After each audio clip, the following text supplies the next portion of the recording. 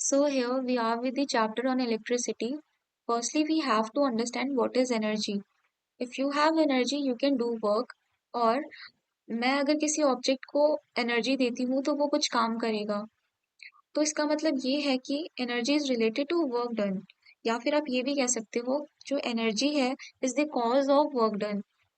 अगर किसी एक सिस्टम में काम चल रहा है यानी उस सिस्टम में जरूर एनर्जी सप्लाई करी होगी।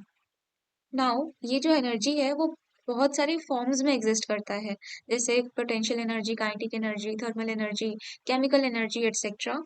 और ये जो फॉर्म्स ऑफ एनर्जी हैं ये आपस में इंटरकन्वर्टिबल होते हैं। एक फॉर्म ऑफ एनर्जी दूसरे फॉर्म ऑफ एनर्जी में इजीली कन्वर्ट हो सकता है। इसको हम एक एग्जांपल से समझ सकते हैं।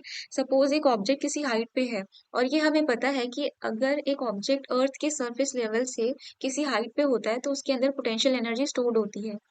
अगर मैं उस ऑब्जेक्ट को ड्रॉप कर दूं तो वो उसके अंदर जो पोटेंशियल एनर्जी थी वो काइनेटिक एनर्जी में कन्वर्ट हो जाएगी और वो स्पीड गेन करेगा और नीचे गिरने लगेगा।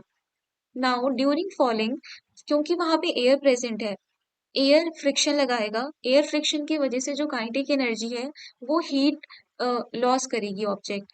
यानी जो काइनेटिक एनर्जी है वो थर्मल एनर्जी में कन्वर्ट हो रहा है। सबसे पहले पोटेंशियल एनर्जी से काइनेटिक एनर्जी में कन्वर्ट हुआ, then kinetic energy thermal energy में कन्वर्ट हो रहा है। तो यहाँ से हम देख सकते हैं कि एनर्जी के बहुत सारे फॉर्म्स होते हैं।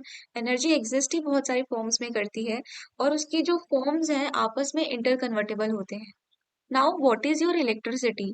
Electricity is also a form of energy.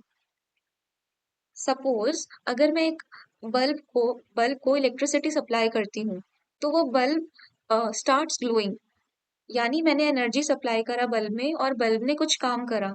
तो यहाँ से हमें समझ में आता है जो एनर्जी है it is also a form of energy जो हमारे घरों में, स्कूल्स में, हॉस्पिटल्स में, इंडस्ट्रीज में, इनफैक्ट हर जगह इस्तेमाल होता है। इसीलिए electricity plays an very important role in our modern society.